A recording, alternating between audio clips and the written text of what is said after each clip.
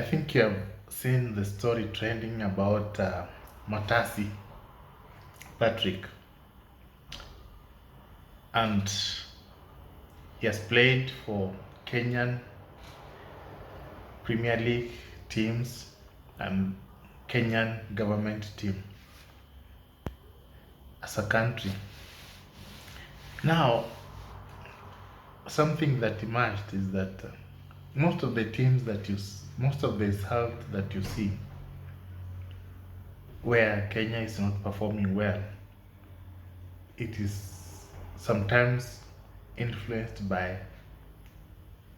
match fixing. Now, people are asking, how exactly is match fixing done?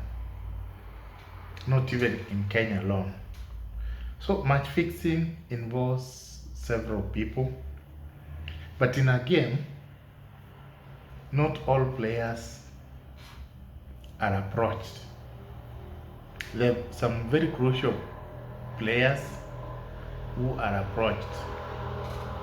For example, defenders, the goalkeeper, and the strikers. Those are the people who are approached.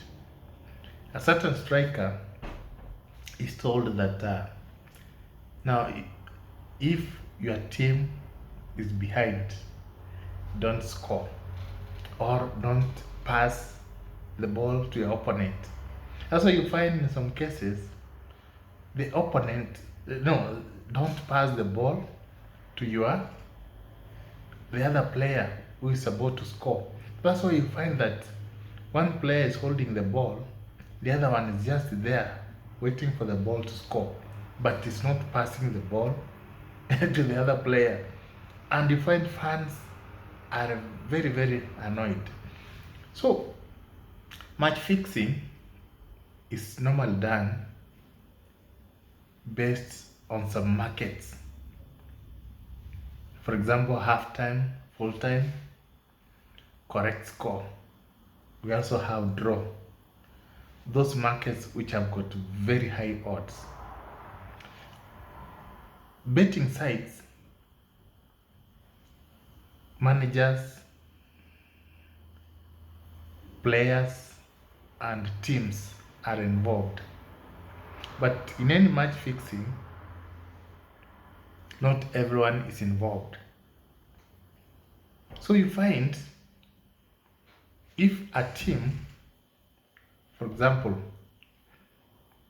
a certain team has nothing to lose if it loses that game, but the other team will benefit if they win, they arrange for match fixing, where maybe the goalkeeper is approached, is told, go and concede 2 goals or 3 goals, because they know your team will not score more than 3. So once they're approached, they're paid some money, not the all amount.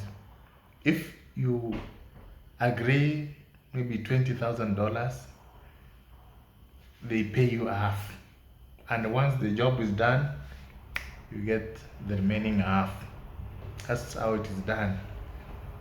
You find that a betting site, they go through the bet slips, they realize that almost all players are placed over 2.5, for example, or under 2.5, or under 1.5 half time. Let's say under 1.5 half time. Almost all the people placed a bet, they are very sure that team will they will not score more than 1.5 goals. Now what they do is that they approach the goalkeeper. They approach the goalkeeper. They tell them, now allow at least 1 goal to be scored. And that's why you find goalkeepers make very silly mistakes. that happens. You find a very strong team which has gone all competition against the opponent. All competitions, you look from 1990 up to today. So when you place a bet, you know very well that this team must win half time, full time. So everyone will look at that team and place half time win, full time win. Now the betting company, after realizing that is the case and they are going to lose billions, they approach strikers of that team. They tell them, don't score, even if you have a clear chance. And if your teammate has got a clear chance and you have the ball, don't pass that ball to that teammate. So they ensure they don't score and they don't win that match. So gamblers lose the money, betting side to win. That team will not win. Maybe the manager was involved, they win. So that's what happens. Sometimes you find players are the ones who are betting and they bet either against, in most cases they bet against their team. Because when you bet against your team, it is very easy to manipulate that game. So what they do is they bet their team will lose or draw. So they avoid scoring. So if they avoid scoring, chances of losing or drawing are almost 100%. So find if they placed high stake, they win.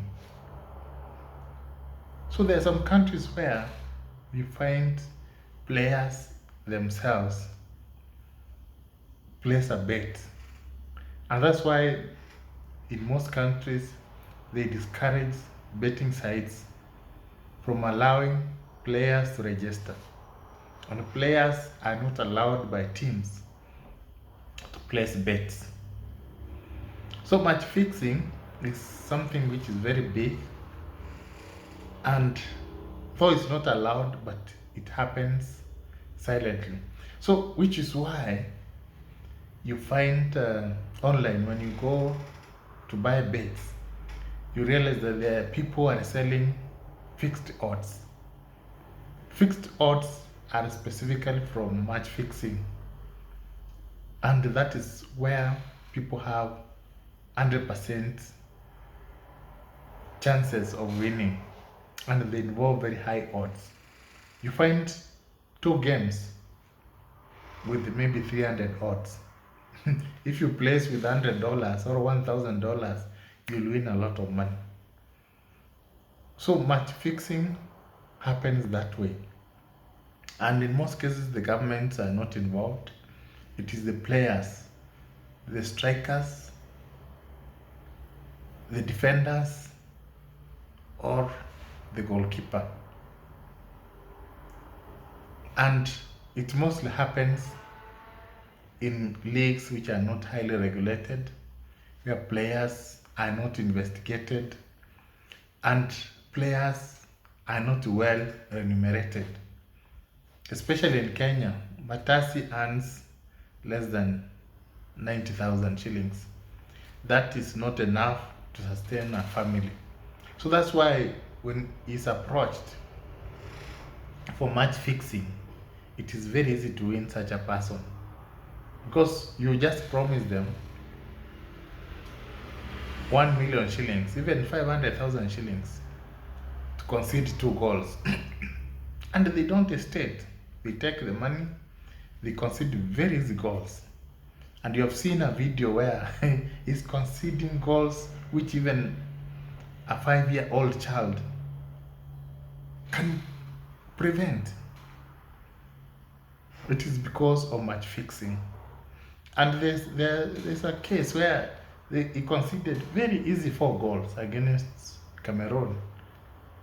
And people are wondering, was it match fixing or what? So match fixing is real, but it's very difficult to know whether the match is fixed or it was just bad luck. So Generally, that is how games are fixed.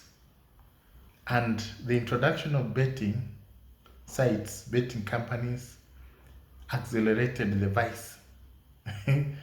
Yeah, initially, it was between players, managers, and clubs. But now you find betting sites are involved. They just look at the best slips, they see people have selected this, let's do this. They look at the jackpots, and when you look at the jackpots, you see why do people fail to win? They place bets for even 7 years, they are not winning. It is because some of those games are fixed. They know the result will be like this. So it becomes impossible for you to win, and all the profit go to the betting sites.